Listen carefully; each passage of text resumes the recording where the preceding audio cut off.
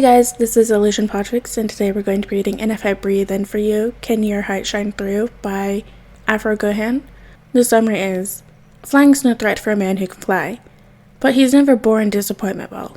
An open book of earnest sentimentality. Sometimes the world is too big, even for Superman. Alright, without further ado, let's hop right in. Kent, pay attention. Batman barks, snapping his fingers.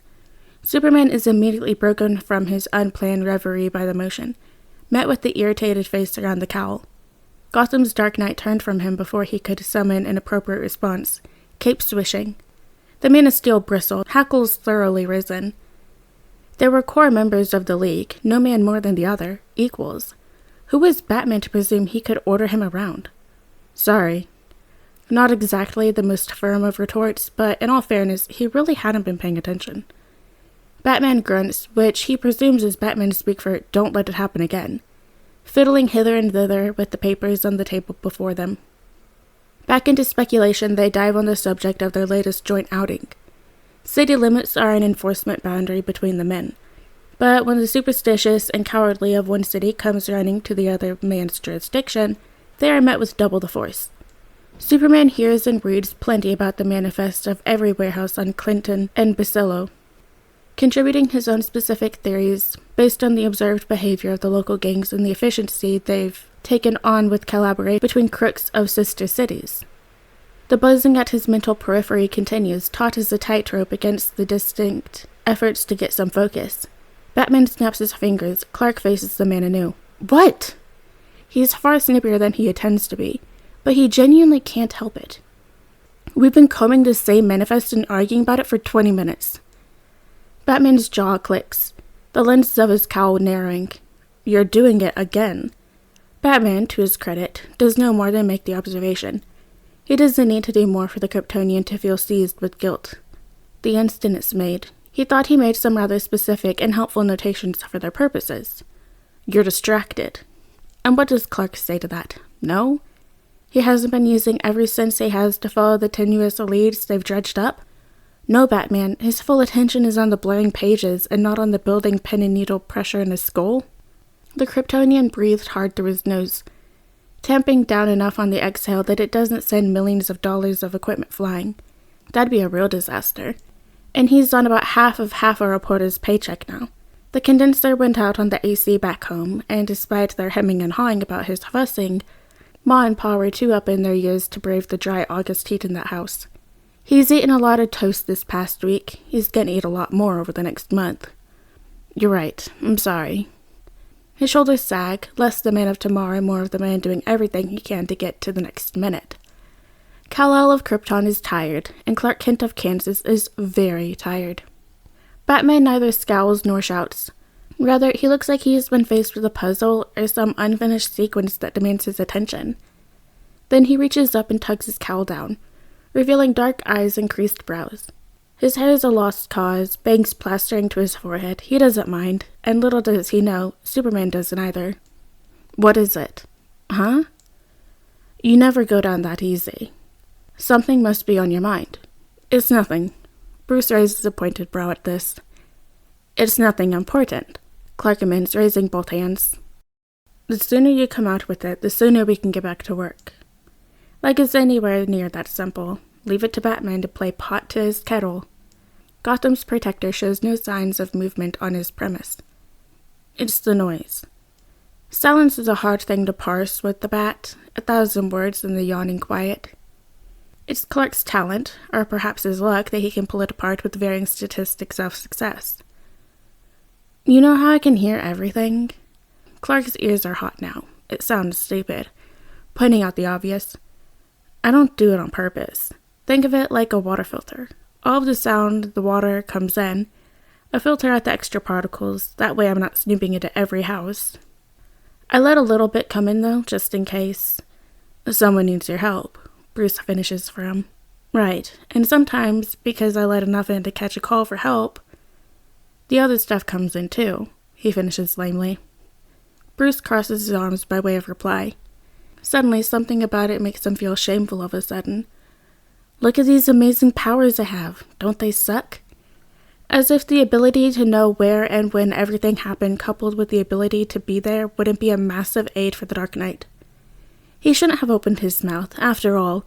The problem was his concentration, and now they were losing valuable planning time to his inability to get it together. The sound of snapping fingers draws his attention. Clark looks down and sees that he's left dents in the table's edge. He sucks in a harsh breath. Row, Bruce, Don't. Clark clams his mouth shut and nods, eyes stinging and face drawn. He can't tell where he sits on the line of mercy and condemnation, of patience and agitation. Failing's no threat for a man who can fly, but he's never borne disappointment well. An open book of earnestness and sentimentality. It was the subject of frequent debate. Kal-El the kind, Kal-El the trusting, Kal-El the naive, unable to hide his hurt and helplessness to the call of heroism. How one day it'd get someone else killed, if not him. Bruce snaps his fingers. Tell me what you hear now, he rumbles. It's not a request. There's so much, I wouldn't know where to begin. Where's a man to start when nowhere in the world is off limits? Try. Bruce's edict is a gentle one. So it's mercy, then. I can hear Ma and Pa's heartbeat. Bruce hums his acknowledgement. In it, Clark finds the knot in his head starting to give way. I can hear the airways over Metropolis. Every plane's got working instruments. The other man grunts, clicking his tongue, having known him so long. Clark noses the cover to his approaching chuckle. Even Batman heard, it's a bird, it's a plane. I hear bat wings fluttering, hundreds, perhaps thousands. The thought is terrifying in its magnitude. I don't know how you manage to keep them out. Artificial rock formations and sonic emitters. What else? I can hear Alfred vacuuming the manor, Tim doing his homework. I hear the Batcomputer's components and the lights. You can hear the lights? Yes, you'll have to change those bulbs out soon, by the way. Bruce grunted and typed something into one of the nearby keyboards. I can... His mouth is dry. Why is it so difficult to say? To his credit, Bruce is, and always has been, a patient man. He pointedly waits for Clark to pull himself back together. Whether it takes a minute or an hour is of no moment. He is a man of his word, and he has chosen the path through, not around. I can hear your heartbeat, he admits quietly, chest tightening painfully around the concession. All of his strength is channeling into facing the man. For someone so private, so solitary as Batman, it seemed that this would be a major intrusion, a violation. Against his self-preservation, Clark cannot summon the strength to lie or evade. His respect for the other man won't allow anything else. Bruce leans forward, holding his stare. Describe it to me. The Man of Steel blinks, wondering for a moment if this wasn't some illusion. Batman's predilection for feelings avoidance and lectures on self-control is strangely absent on this night. Steady. You don't waver for a second. Not when the Bat leaps from skyscrapers, not when he dives into the unending abyss of Joker's insanity, not even when staring down the personified evil of Darkseid, a being whose shadow still hangs over Clark's nightmares. Been keeping an eye on me, have you?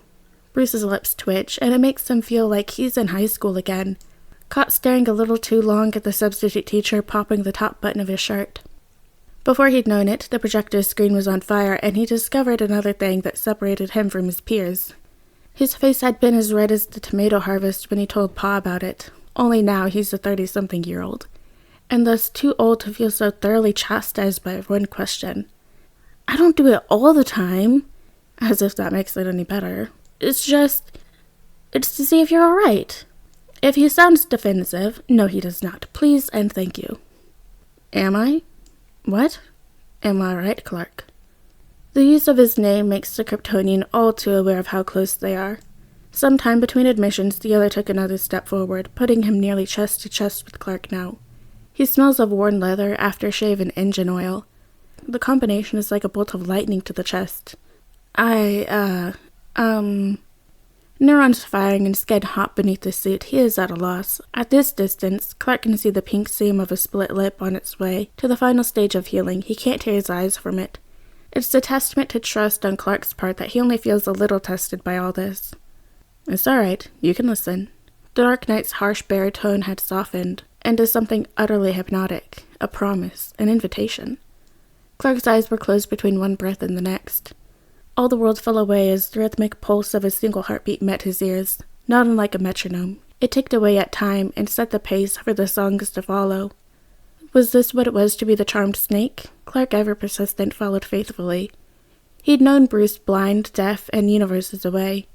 Bruce's heart never stuttered. When it does, Superman breaks the sound barrier to see it back to its rhythm. He catches Bruce's wrist, milliseconds before middle finger meets palm, meeting his gaze. Well? Dark eyes crinkle at the corners. You're in good health.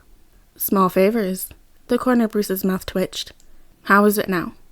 Better, thank you. The word significantly smaller, relief washed over the Kryptonian. Don't mention it.